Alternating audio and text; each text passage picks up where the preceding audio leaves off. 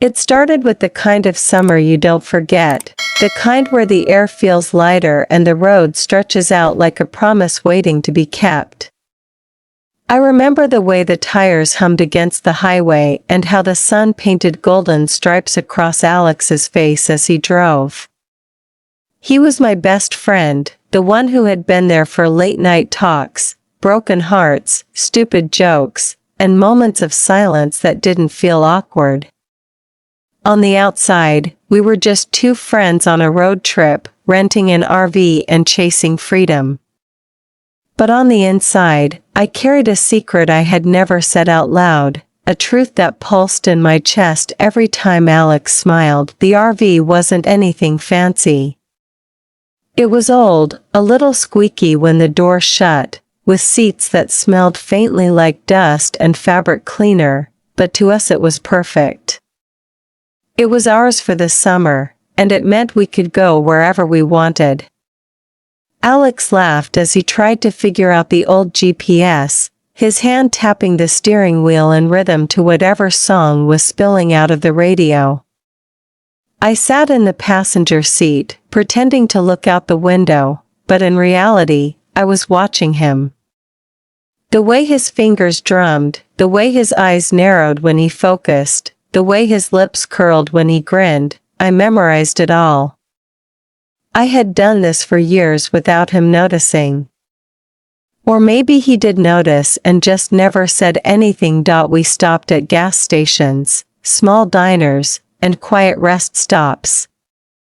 To anyone else, it was ordinary. To me, it felt electric. Every brush of his arm against mine when we squeezed past each other in the narrow RV aisle sent a rush through me I tried hard to hide. I told myself over and over, don't ruin this. Don't risk the friendship. I had seen what happened to people who confessed feelings like mine. Sometimes they lost everything. And Alex, he was the most important part of my world. I couldn't risk him walking away, but the RV had its own way of making sure we were close, whether I wanted it or not. The space was tiny, every corner pressed us together. When he leaned past me to grab something from the cabinet, I caught the faint smell of his cologne mixed with the soap from the morning. When we brushed shoulders while cooking instant noodles on the little stove, I felt the air leave my lungs. It wasn't just attraction. It was the years of friendship layered with unspoken longing, like a storm building quietly before anyone notices. The sky has darkened. One evening, after we had driven for hours and parked near a forest campground, we sat outside in foldable chairs. The night was calm, stars scattered across the sky like someone had spilled diamonds over black velvet. Alex leaned back, sipping from a can of soda, his head tilted upward as if he was listening to the universe. You ever think about how small we are out here? He asked suddenly. His voice was soft, but it carried weight. I nodded, though my mind wasn't on the stars. It was on him, the way the starlight softened the sharpness of his jaw, the way his eyes seemed endless. I wanted to tell him then. I wanted to say, yes, I think about it. I think about you. I think about us. And I don't want to feel small anymore. I want to feel everything with you. But instead, I said something safe, something about how the stars made me feel calm. And he smiled that gentle smile, the one that always undid me, and I swallowed the words before they could escape. Later that night, when we climbed into our bunks in the RV, the silence felt louder than usual. I lay there staring at the ceiling, listening to the faint sound of Alex's breathing from the bunk below mine. I wondered if he ever thought about me the way I thought about him. I wondered if he ever stayed awake with questions he couldn't answer. My chest ached with the weight of it. Friendship was safe. Love was dangerous. And yet, In that small RV, with the hum of the night outside and Alex only a few feet away, I knew that sooner or later something had to change. The morning came with sunlight streaming through the thin RV curtains, painting everything in a golden haze. Alex yawned, stretching in that careless way he always did, his shirt riding up slightly as he got out of bed. My eyes betrayed me, lingering too long, and I quickly turned to fiddle with my phone as if I hadn't noticed. He teased me for being slow to get up, tossing a crumpled shirt at me, and we laughed. It was ordinary. It was safe. But deep inside, I could feel the ground shifting. The RV was more than just a home on wheels. It was a place where the walls we had built around ourselves were starting to crack. And in those cracks, something real and terrifying was beginning to grow. I didn't know what would happen or how far things would go, but I knew one thing: this trip would change everything. The second morning of the trip carried a quiet kind of peace, the kind you only feel when you wake up far from the noise of the world. The campground was still, wrapped in the soft sounds of birds echoing through the trees, the smell of dew clinging to the grass. I woke slowly, feeling the RV sway gently as Alex moved around inside. He was already awake, humming to himself as he poured cereal into two mismatched bowls. I rubbed the sleep from my eyes, watching him move, and something inside me softened. It was such an ordinary moment, yet it felt extraordinary because it was him. He caught me staring and raised an eyebrow, grinning in that boyish way he always did. "You're finally up. I thought I'd have to drag you out of bed," he teased, sliding the bowl toward me. I laughed it off, but my chest ached with how natural it all felt, how dangerously easy it would be to pretend we were more than friends. After breakfast, we laced up our shoes and set out for a hike. The trail wound through tall pines, their shadows stretching like fingers across the ground. The air was fresh, crisp, carrying the scent of earth and leaves. We walked side by side, joking about who would get tired first, pushing each other to climb higher. But between the jokes were those moments of silence where the world seemed to fall away and it was just us, our breaths sinking, our steps matching. I noticed the way his arm brushed mine now and then, a small accidental touch that sent sparks racing through me. My mind fought with itself. Was I imagining it, or did he linger just a little too close sometimes? When we reached the lookout point, the forest spread out beneath us like a painting, endless and wild. We sat on a rock, passing a bottle of water back and forth. Alex grew quiet, his eyes fixed on the horizon. "Do you ever wonder where you'll be in 5 years?" he asked suddenly, his voice low, almost hesitant. The question caught me off guard. I shrugged, trying to sound casual. "I don't know. Maybe somewhere like this. Maybe chasing something bigger." He turned to me then, his gaze steady, searching in a way that made my skin prickle. I don't want to end up stuck, you know? I don't want to live safe my whole life." His words echoed in me. Safe. That was the life I had been living, safe, guarded, hiding what I felt every single day. We didn't speak much on the way back. The silence wasn't awkward, but it was heavy, full of unspoken things. By the time we reached the RV, the sun was high, and sweat clung to our skin.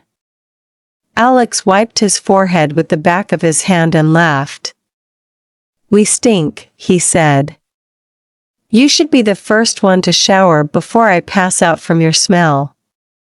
His tone was teasing, but my heart skipped at the mention of the shower.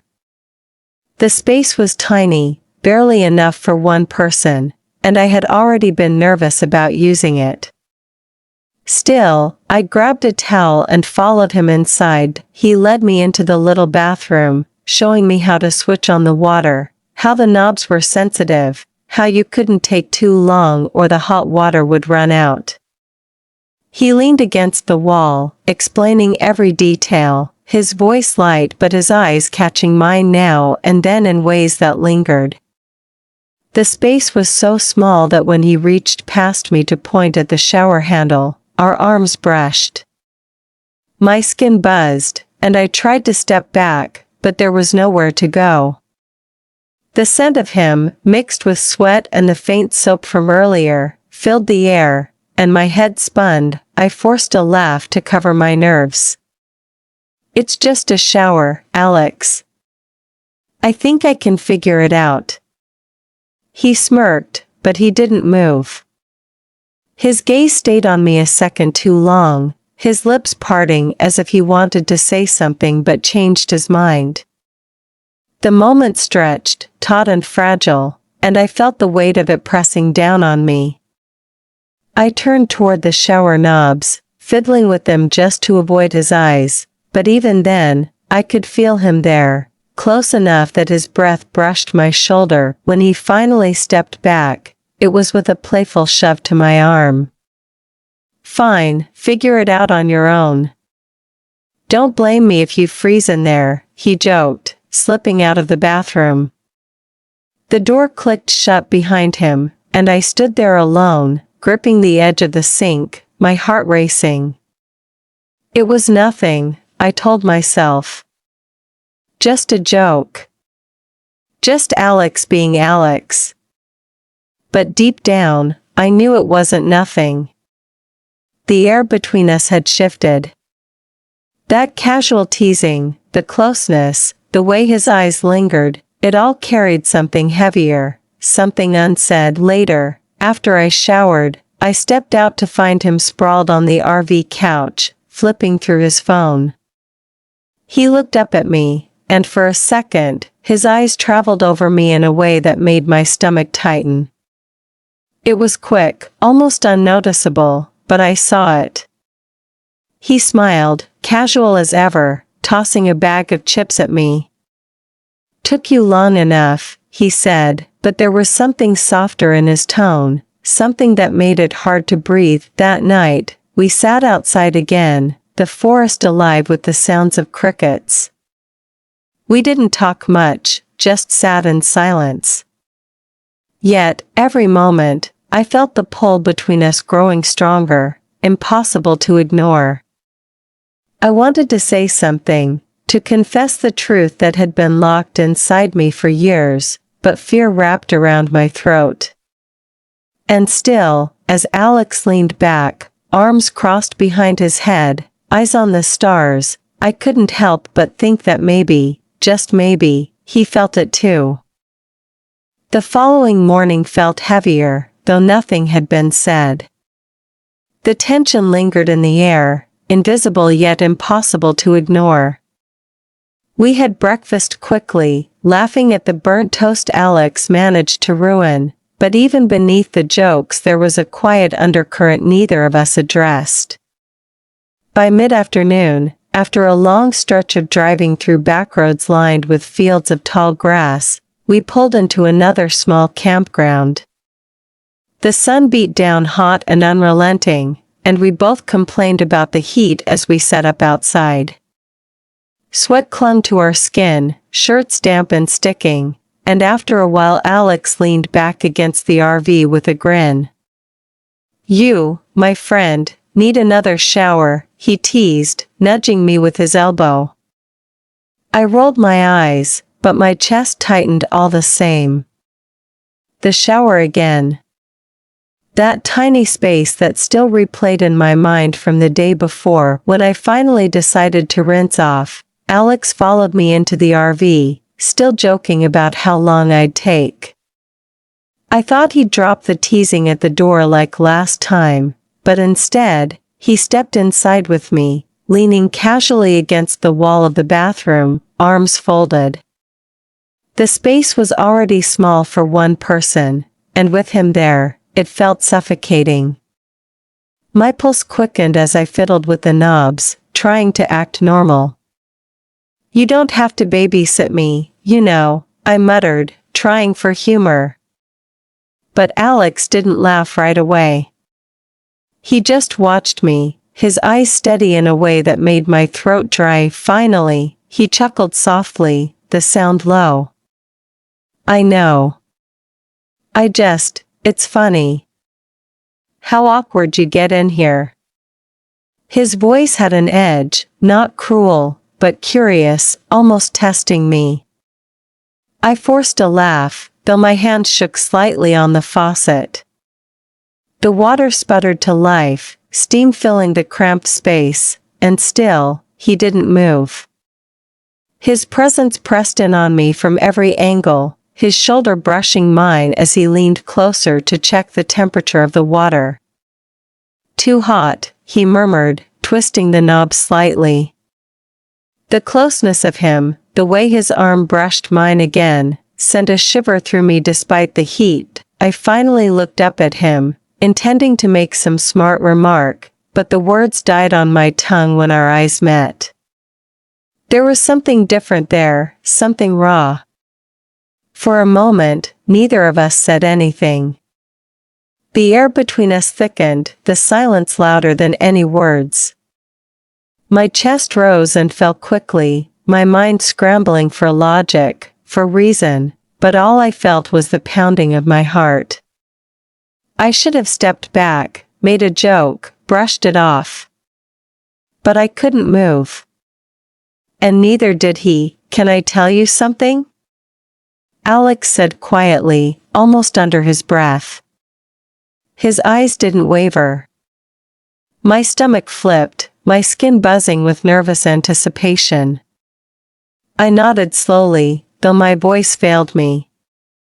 He hesitated, his lips parting, then closing again as if he was weighing the risk. Finally, he whispered, "I've been curious. About things. About us." The last word hung in the air, sharp and fragile, and I felt the world tilt beneath me. Us. He had said US.my breath caught, and for a moment I thought I was dreaming, that my mind had conjured the words I had longed to hear. I searched his face, waiting for the punchline, the joke, but there was none. His expression was earnest, vulnerable, like he had just handed me something delicate that he was terrified I might break. My heart raced faster, every part of me alive with both hope and fear. I wanted to answer, to confess everything, but my mouth was dry, my voice trapped behind years of silence. He looked away then, running a hand through his hair nervously. "I don't know what it means," he admitted, his voice barely audible over the water. "I just know when I'm around you, it feels different. Like I can't ignore it anymore." His honesty hit me harder than I expected, and my chest ached with the weight of it. I swallowed hard, words tumbling inside me, desperate to be spoken. "I've felt that way too," I managed, my voice shaking but steady enough to bridge the gap between us. For a long time. The silence that followed was suffocating and liberating all at once. Alex turned back to me slowly, his eyes wide, searching my face for lies. But I didn't look away this time. I held his gaze, letting the truth settle between us.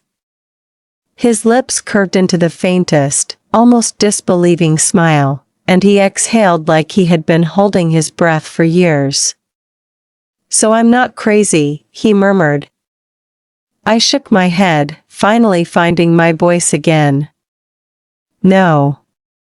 You're not. We didn't touch, not yet." The space was too charged, too fragile.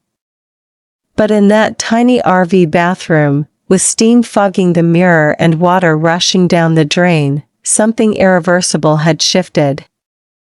The walls I had built around my feelings crumbled, and the friendship we had clung to for years stood on the edge of becoming something more.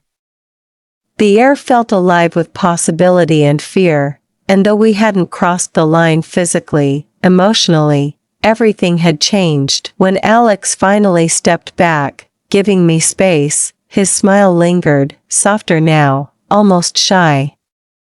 "Guess I should let you shower," he said, his voice lighter but threaded with something deeper.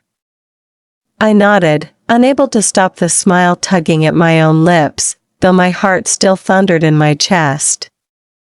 As the door clicked shut behind him, I leaned against the cool wall, trying to steady myself. My hands trembled, my breath came uneven, and yet beneath it all was a warmth, a relief, a hope I hadn't dared to feel before. For the first time in years, I didn't feel alone in my feelings. He had opened a door I thought would stay locked forever, and though I didn't know what would come next, I knew we had stepped into something neither of us could turn back from. The next day carried a strange kind of energy, like the air before a storm. We moved around the RV as if everything was normal, making breakfast, packing up, laughing at each other's bad jokes, but the weight of what had happened in that cramped bathroom hung between us. I caught myself stealing glances at Alex, wondering if he felt the same heaviness pressing down on him. Every time our eyes met, it lingered a second too long, and every time he looked away, I felt both relief and disappointment. My chest ached with the memory of his words, the confession that had cracked something open between us. It was real now, no longer just in my head, and that made everything feel both terrifying and exhilarating. We drove for hours in near silence, the kind that isn't empty but thick with unspoken things. The hum of the tires on the road was steady, the scenery blurring past, but my mind was caught in circles. I wanted to talk about it, to ask him what he meant exactly, to tell him everything I had been holding in for years. But the fear of saying too much, of pushing too hard and ruining what had just begun, kept my mouth shut. He seemed lost in his own thoughts, one hand on the wheel, the other tapping restlessly on his thigh. I studied him quietly, every movement, every sigh, trying to read what was going on inside. When we finally pulled into a small lakeside campsite, the world felt quieter. The lake stretched out before us, its surface shimmering with the soft light of the setting sun.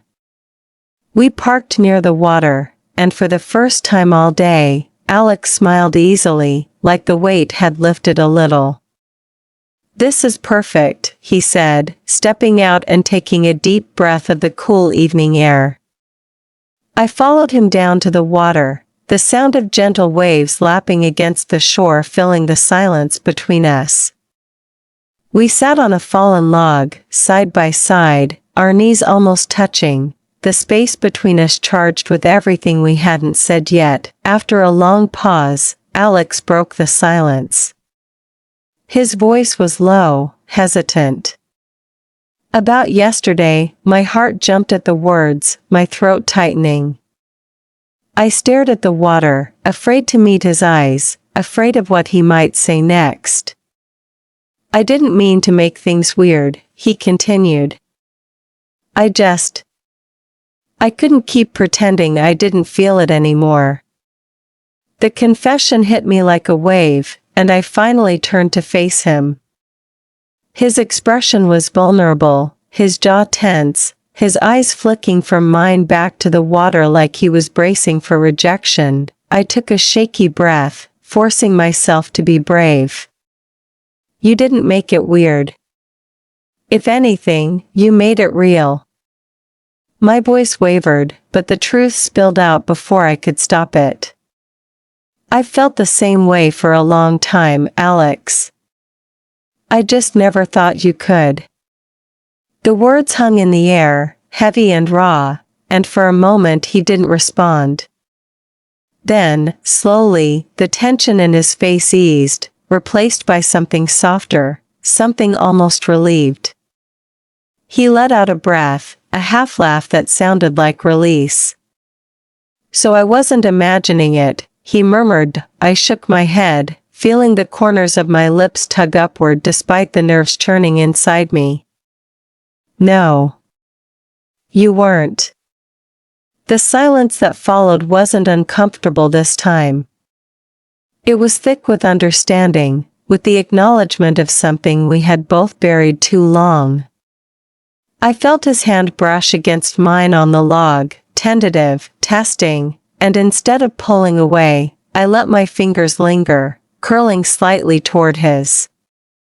The smallest touch, but it felt monumental, like crossing a line that had been etched in stone for years. The sun dipped lower, painting the lake in shades of orange and pink. We sat there, hands barely touching, talking in quiet voices about things we had never dared to share before. He told me about nights when he couldn't sleep, replaying moments between us in his head, wondering what they meant. I admitted how long I had been hiding my feelings, how terrified I had been of losing him if he ever found out. We laughed at how blind we had both been, at how much we had tiptoed around the truth. But beneath the laughter was a current of something deeper, fear of what came next, of what this meant outside the safety of the RV and the quiet lake. As the sky darkened and the first stars appeared, Alex finally turned fully toward me, his knee brushing mine, his eyes locking onto mine with an intensity that made it hard to breathe. "I don't want to lose this," he said firmly, almost fiercely. "I don't want to lose you." My chest tightened, and I nodded quickly, the words rushing out before I could think. "You won't. Not now, not ever." Saying it out loud felt like a vow, one I meant with every part of me. We didn't kiss, not that night. But the closeness between us, the raw honesty we had shared, felt even more intimate than any kiss could have been. As we walked back to the RV, shoulders brushing, our silence was different now. It wasn't heavy with fear but alive with possibility. We climbed into our bunks quietly, but long after the lights went out, I lay awake, heart racing, listening to the soft rhythm of his breathing below me. I thought about the way his hand had lingered against mine, the way his voice had trembled when he admitted his feelings, the way the world seemed to shift around us as the truth came spilling out. For the first time, the fear that had chained me for years felt lighter. I wasn't alone anymore in the way I felt. He was with me, on this road, in this moment, in ways I had only ever dreamed of. And though I didn't know where it would lead, I knew one thing with absolute certainty: nothing between us would ever be the same again. The next few days unfolded with a rhythm that felt both new and fragile, like we were learning how to breathe all over again. Nothing outwardly dramatic happened, but every small moment seemed charged with meaning. Waking up in the RV felt different now. When I opened my eyes to see Alex stretching, his shirt wrinkled and his hair a mess from sleep, I no longer tried to push down the flood of feelings that came with the sight. Instead, I let myself linger on it, let myself enjoy it. Yet even as warmth filled me, there was always a shadow of doubt trailing close behind. Was this real? Was it temporary? Would he change his mind once the novelty wore off? These questions gnawed at me in quiet moments, and I caught myself studying him, searching for signs that he was pulling away. Alex, too, seemed caught between comfort and hesitation. Some mornings he would laugh with me like nothing had changed, bumping my shoulder playfully as he passed, his hand brushing mine a little too deliberately when he handed me a mug of coffee. Other times, he would retreat into himself, staring out the RV window for long stretches, lost in thought. When I asked what he was thinking, he always shrugged it off, but his eyes gave him away. I recognized that fear, because it lived in me too, the fear of stepping into something we didn't fully understand, the fear of what might happen if the world outside our little moving home discovered us. One evening, after a long day of driving through winding mountain roads, we found ourselves parked in a quiet clearing, the RV surrounded by tall trees that whispered with the wind. A storm rolled in, the sky darkening, the first drops of rain pattering against the roof. By the time night fell, thunder rumbled in the distance and rain hammered down, wrapping the RV in a cocoon of sound. We sat inside with the lights dimmed, listening to the storm. The closeness of the moment, the way the walls seemed to press us together, made my chest tighten. Alex sat across from me at the small table, fiddling with a deck of cards we had found in one of the cabinets. His fingers moved restlessly, shuffling, tapping, laying out patterns. I watched him quietly, the glow of the lamp softening the lines of his face. The storm outside mirrored the storm inside me, both wild and uncontainable. Finally, I couldn't keep the silence anymore. "Do you ever regret saying it?" I asked suddenly, my voice barely rising above the rain. His hand stilled, the cards falling into a messy pile. He looked up at me, startled. "Saying what?" "You know," I said, my throat tight.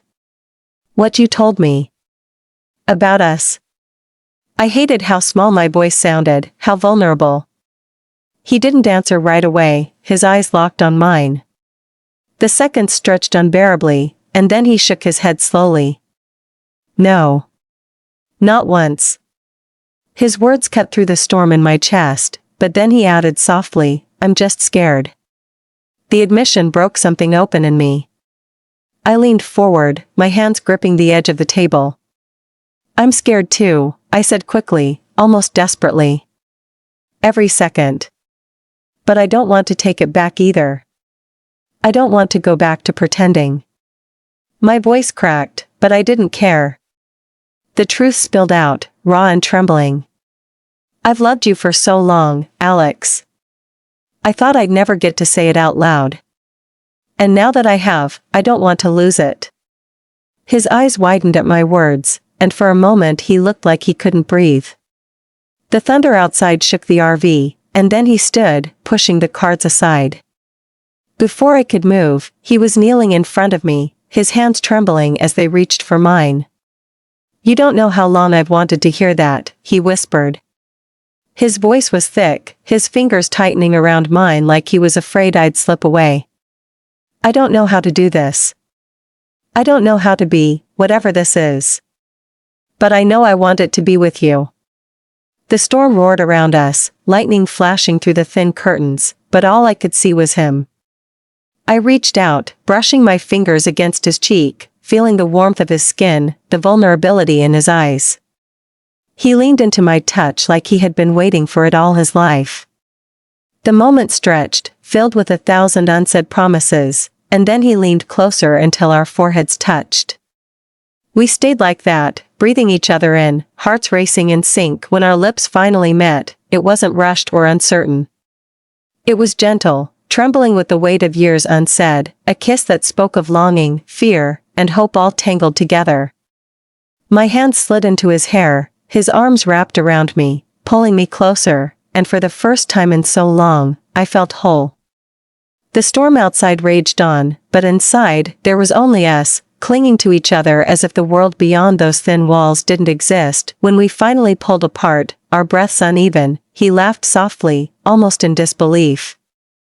"I can't believe this is real," he murmured, his forehead still resting against mine. I smiled through the tears I hadn't realized were slipping down my cheeks. "It's real," I whispered. "And it's ours." We fell asleep that night tangled together on the narrow RV couch, the storm still raging outside. For the first time, the fear didn't feel suffocating. It was still there, yes, but now it was joined by something stronger, hope. And as I drifted into sleep with Alex's heartbeat steady against me, I knew this was only the beginning of a journey that would test us, break us, and build us again. The morning after the storm, the RV felt different, as if the walls themselves had absorbed what had happened between us and were holding the secret. The air was lighter, but at the same time heavier with meaning, because now there was no more hiding. I woke up with Alex's arm draped across me, his breath slow and even against my shoulder, and for a moment I just lay there, memorizing everything. The weight of his hand, the warmth of his body, the small smile tugging at his lips even in sleep. It felt fragile, like something that could vanish if I moved too quickly, yet it was also the most solid thing I had ever known. When his eyes finally blinked open, soft and sleepy, he looked at me with a tenderness that made my chest ache. No words were needed, the silence said enough. The rest of the day passed quietly, almost dreamlike. We cooked breakfast together in the cramped kitchen, bumping into each other constantly and laughing at how impossible it was to move without touching. Every brush of his hand, every accidental nudge, carried a spark now, a silent reminder of what had shifted between us. Still, beneath the laughter, I felt a knot of unease forming. We had crossed a line, and while it felt right, it also felt dangerous. The RV was a world of its own, sealed off from everything outside, but eventually, the road would lead us back to reality. I wondered what would happen then, whether the magic of this closeness would survive once other eyes could see it. As we drove through long stretches of countryside, fields rolling endlessly on either side, I caught Alex stealing glances at me. Sometimes he smiled, quick and shy, other times his expression was unreadable, his grip tightening on the steering wheel. I wanted to ask what he was thinking, but I was afraid of the answer. I was afraid he might say he wasn't sure anymore, or that it was all too much. So I stayed quiet, letting the miles slip past while my mind swirled with questions I couldn't voice. Later, when we stopped at a quiet rest area, we sat outside on a picnic bench eating sandwiches we had slapped together from what little food was left. The air smelled of pine, the late afternoon sun warm on our skin. Alex stared at his hands for a long time before finally speaking. "Do you think people would understand?" he asked softly. I knew immediately what he meant. My throat tightened, and I set my sandwich down, suddenly unable to swallow. "Some would," I answered carefully. "Some won't. Maybe a lot won't." He nodded, his jaw tight, eyes fixed on the ground. The silence stretched uncomfortably, and I felt panic rise. I reached across the table, my fingers brushing his, needing him to know I was still there. "But it doesn't matter what they think," I added quickly, my voice stronger now. "What matters is what we feel. What we want." He finally looked up, his eyes stormy with conflict. "I've spent so much of my life trying to be what everyone expected me to be," he said. "And now, for once, I just want to be me. But it's scary. It's so damn scary." His voice cracked on the last word, and my heart broke a little. I squeezed his hand, willing my strength into him. "Then be scared," I whispered. "We'll be scared together. As long as we're together, we can handle it." That night, parked in another secluded spot, we lay side by side in the narrow bed, the air heavy with unspoken thoughts. Alex turned to me suddenly, his face inches from mine in the dim light. "What if this is just the road talking?" he asked quietly. "What if once we're back home, everything feels different?" His question cut deep because it echoed my own fear.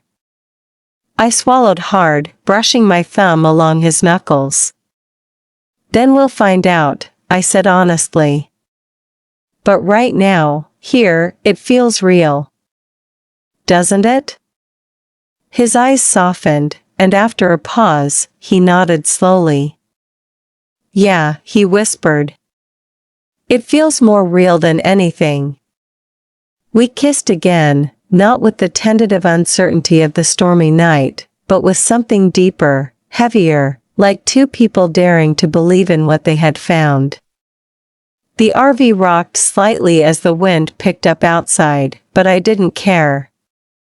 All I cared about was the way his hand cupped my face, the way his body pressed against mine, the way everything outside of us ceased to exist. It wasn't just passion, it was trust, surrender, the courage to let down every guard we had built. In the quiet that followed, we lay tangled in each other, breathing in sync, the faint hum of the RV's engine cooling in the background. Alex traced lazy patterns on my arm, his touch feather-light. You make me feel like I can actually do this, he murmured. I turned my head, meeting his eyes in the dim glow. That's because you can, I told him firmly. We can. He smiled then, small but genuine, and pulled me closer until I could feel his heartbeat steady against mine. As I drifted toward sleep, I realized the RV, this strange little box on wheels, had become more than just a temporary home. It was a cocoon, a place where we were allowed to be our truest selves without judgment. But I also knew that the cocoon couldn't last forever. The world outside was waiting, full of challenges, full of questions. Still, with Alex beside me, I felt ready to face it, no matter how hard it might be. Because for the first time in my life, I wasn't running from who I was. I was running toward it. Toward him. Toward us.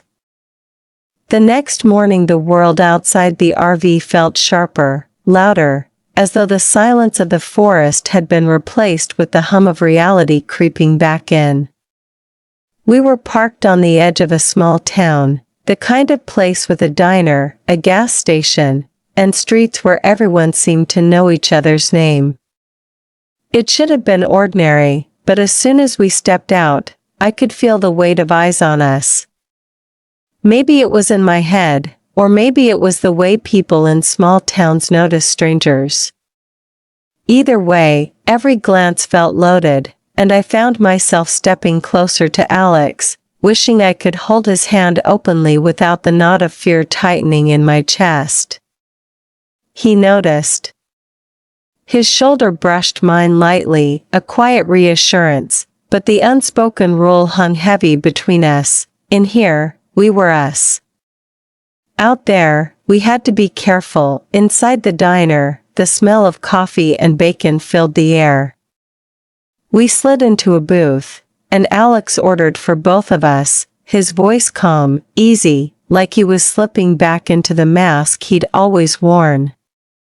I studied him, realizing how practiced he was at blending in, at making sure nothing about him stood out too much. It hurt, because I knew what it cost him. The waitress smiled politely, dropped off our plates, and moved on, but I couldn't shake the thought that if she knew the truth about us, her smile might not have been so kind. The thought gnawed at me as we ate in silence. Finally, I pushed my fork aside, my appetite gone. Alex noticed immediately. "What's wrong?" he asked softly. I shook my head, but my voice betrayed me. "I hate this. Pretending. Acting like we're just friends." He set his fork down, his eyes searching mine. For a long moment, he didn't answer. Then he leaned forward, lowering his voice. "Do you know how badly I wanted to reach across this table and hold your hand just now? To let everyone here know you're mine?" His words hit me hard, a mixture of relief and ache. I reached under the table, letting my fingers brush his knee, a secret touch hidden from the world. "One day," I whispered. "One day we won't have to hide." The rest of the day carried that same tension, the push and pull between freedom and fear. Back in the RV, it was easy to laugh, to tease, to curl up together as though the outside world didn't exist. But every time we stopped somewhere crowded, gas stations, stores, rest areas, the distance returned. It was like we were living two lives at once, one open and one hidden, and the divide cut deeper than I wanted to admit. By the time the sun dipped low, painting the horizon with streaks of orange and pink, I felt exhausted by the weight of it all. That evening we parked near a lake, the surface still and glassy under the fading light. Alex sat on the hood of the RV, staring out at the water, lost in thought. I joined him, climbing up beside him, the metal still warm from the day. For a while we just sat there, listening to the quiet lapping of the waves against the shore. Finally, he spoke, his voice low. "Do you ever wonder if this would be easier if we didn't feel this way?" The question cut deep, sharp as a knife. My chest tightened, but I forced myself to answer honestly. Sometimes. But then I think about what it would mean. It would mean never knowing what it feels like to wake up next to you. Never hearing you say you want me. Never having this.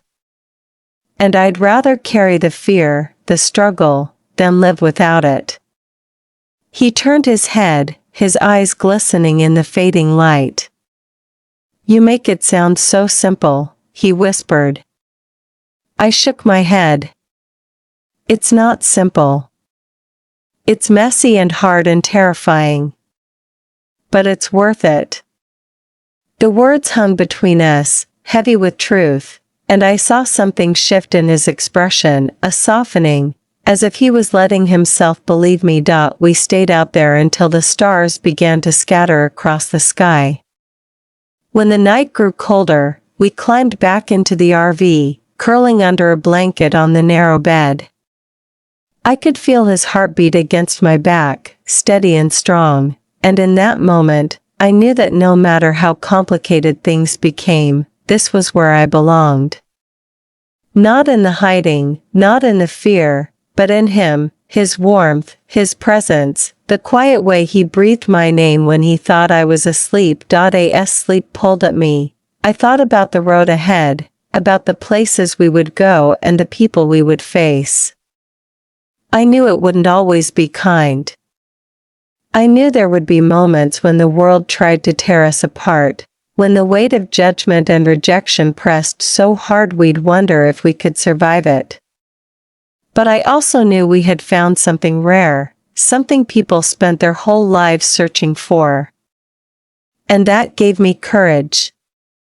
Because even if the world wasn't ready for us, we were ready for each other. That night, with Alex's arms around me and the stars shining through the RV window, I realized something important.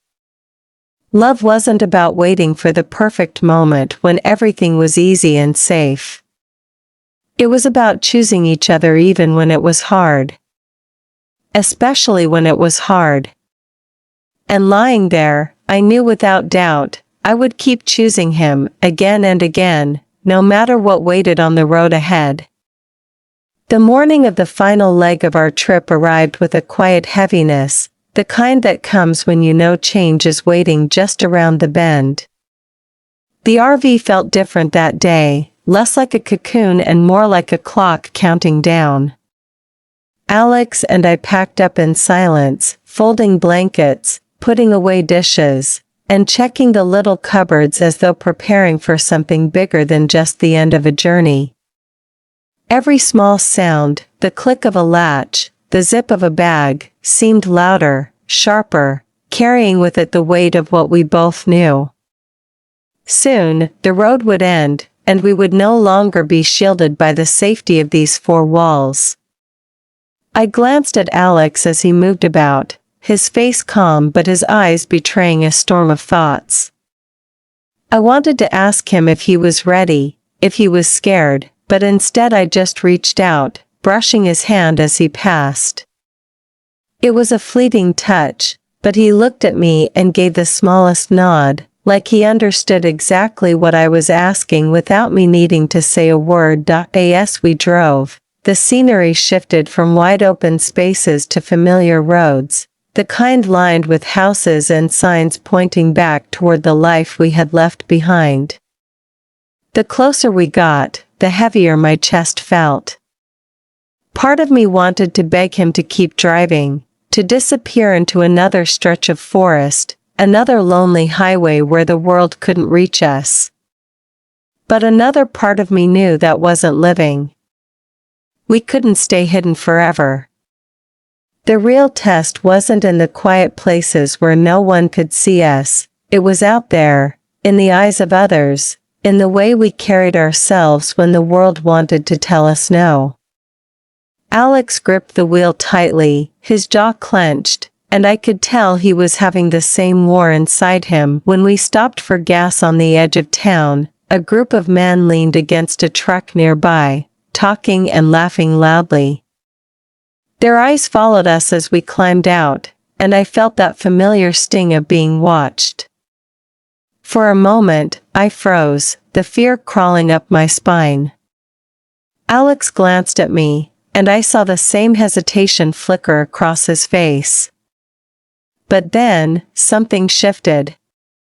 He reached over, not hiding this time, and took my hand.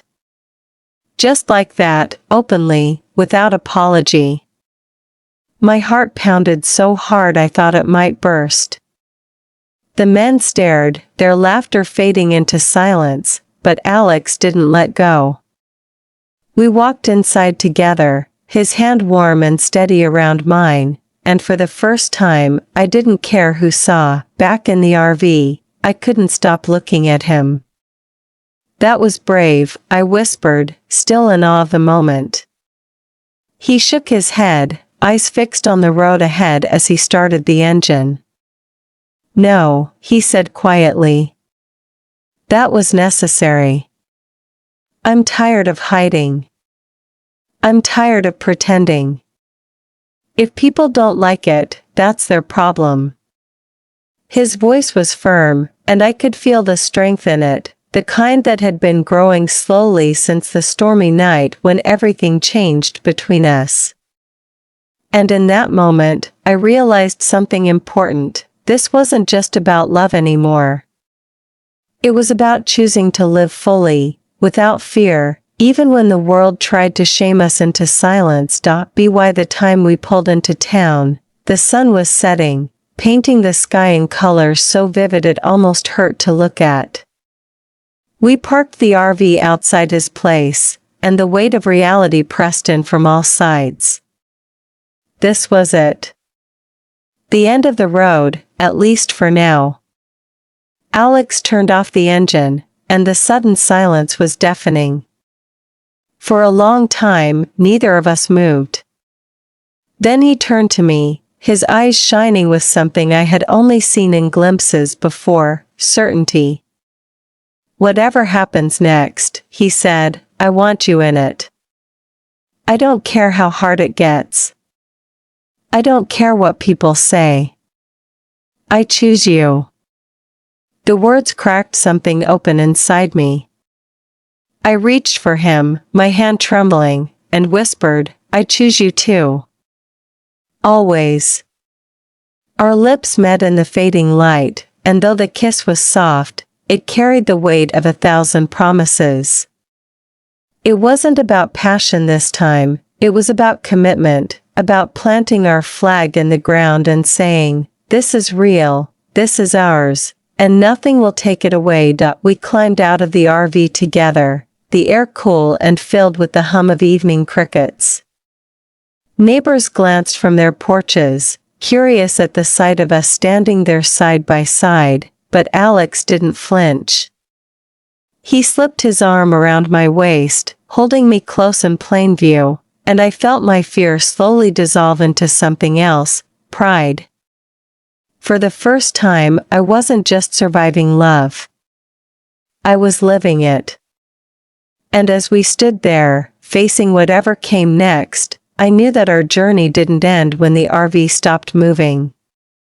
The road was still ahead of us, vast and unpredictable, but it was ours to walk together that night, lying beside him in his bed instead of the narrow cot of the RV. I thought back to the shower, to the storm, to the lake, to every moment that had led us here. Each one had carved us open, stripped us bare, and shown us who we really were. And though the future loomed uncertain, I no longer feared it. Because love wasn't about where we were, it was about who we were with. And as long as I had Alex, as long as he had me, we were already home.